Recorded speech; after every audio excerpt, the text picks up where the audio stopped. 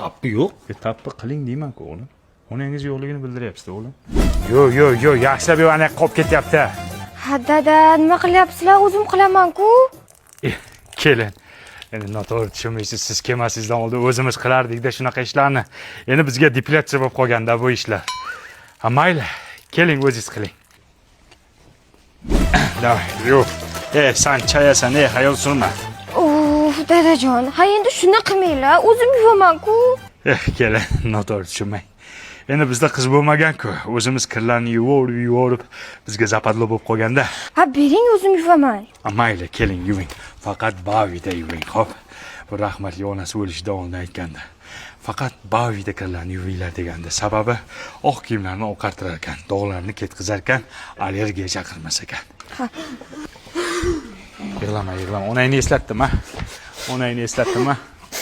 Uyga kirib ketmasin.